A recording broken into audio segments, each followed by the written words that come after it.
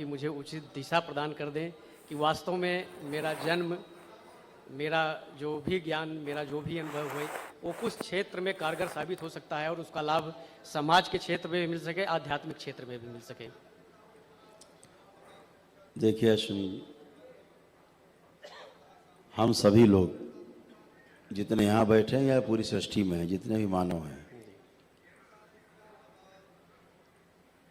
जब रूप देखते हैं, शरीर देखते हैं तो छोटा बड़ा दिखता ही है। शरीर छोटा बड़ा दिखता है, सुंदर असुंदर दिखता है। कोई चाइनीज होता है तो कोई जापानीज होता है तो कोई इंडियन होता है, कोई अमेरिकन होता है। कोई पद से बड़ा है छोटा है, कोई धन से छोटा बड़ा है, कोई उम्र से छोटा बड़ा है, कोई बल से छोटा बड़ा है। ऐसा दिखता ही है और यही भ्रम है, यही माया है। क्योंकि जितना हमने चर्चा की, ये सब रहता नहीं है, आखिरी में इसको मिटना होता है। जो मिट जाए और पुनः से दोबारा से फिर सृजन हो, यही माया है। लेकिन जब हम एक दूसरे को शरीर के रूप में ना देख करके, रूप ना देख करके, शरीर के अंदर जो विराजमान है प्रकाश, जिसे हम आत्मा कह सकते हैं, विस्तार में संगठन के रूप में जीवन कह सकते हैं, जब उसके रूप में हम किसी को देखते हैं, कोई 10 कदम चल सकता है, कोई 1000 कदम चल सकता है, लेकिन जीवन की जो चाहना है, जो आत्मा की चाहना है, वो एक जैसी है सभी की। अगर इस धरती पे 750 करोड़ मानव है तो सबकी चाहना एक जैसी है। सब सुखी रहना चाहते हैं और स्वस्थ रहना चाहते हैं। ऐसा है कि नहीं? जी, यहाँ बैठा प्रत्येक व्यक्ति सुखी रहना चाहता है, स्वाभाविक है, स्वाभाविक। और स्वस्थ रहना चाहता है। ऐसी चाहना पूरे सृष्टि के प्रत्येक मानव में है। ये जीवन की चाहना है, ताकि आगे के कार्य वो सुचारू ढंग से कर पाए। सोच अच्छी है, चाहना भी अच्छी है, डिजायर सारी अच्छी है, लेकिन जब हम करने जाते हैं तो वहां फेल हो जाते हैं। फेल क्यों हो जाते हैं? क्योंकि हमारी आदत बन गई है कि हम रूप देख करके निर्णय लेते हैं, शरीर देख करके ही निर्णय लेते हैं। अंदर का जीवन अगर हम देख करके निर्णय लेंगे तो हम आप एक जैसे।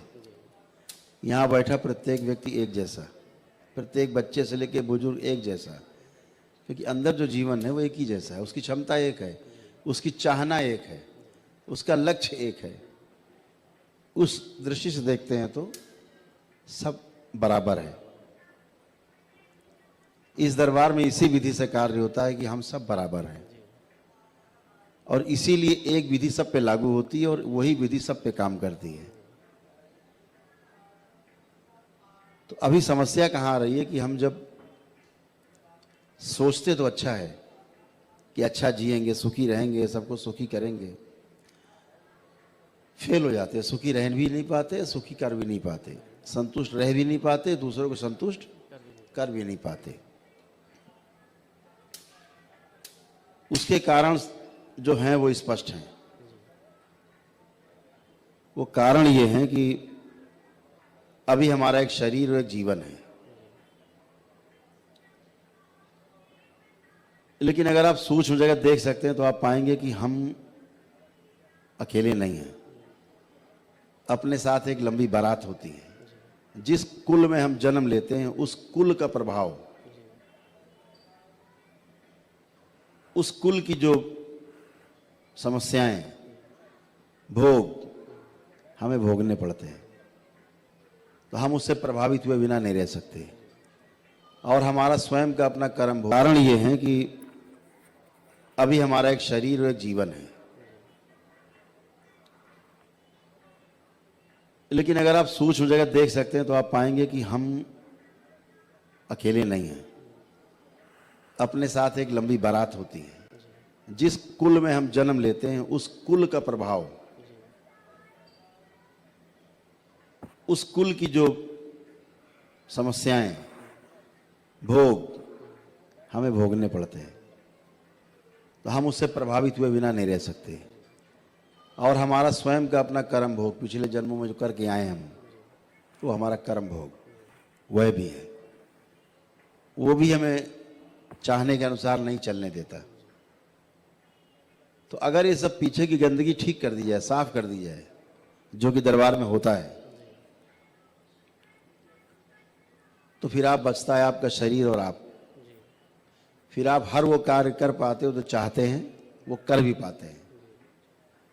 जीना अच्छा होता है और दूसरों के साथ भी जीना अच्छा होता है।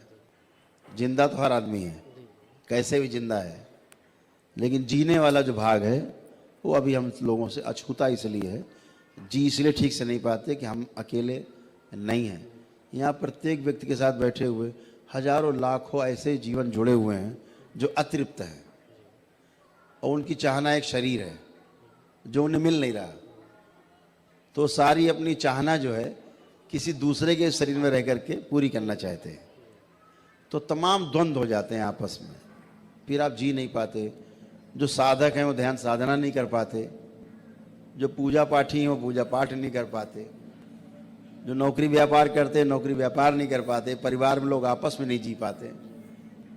लेकिन जैसे ही ये समस्या जाती है और आप नितांत अकेले हो जाते हैं, जब आप और आपका शरीर बचता है, सबसे बच जाता है, आप हर चाही हुई चीज़ कर पाते हैं, फिर चाहे वो नौकरी व्यापार हो और फिर चाहे साधना हो।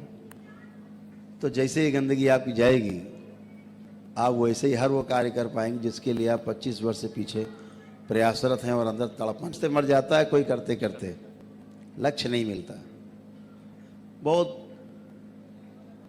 हम देखते हैं, दरबार देखता है, बड़े बड़े साधु संत, बड़े बड़े कर्मकांडी भटकते हैं, जिनसे हम बात करते रहते हैं, प्रयास करते रहते हैं, 2-4-10 दिन में 15 दिन में ऐसे लोगों से बात करते ही रहते हैं, बुला बुला के आते ही हैं, जिनके नाम आपने पुराणों पे काम होता आप भी करेंगे तो आप भी स्वस्थ होंगे। दरबार से जुड़े हैं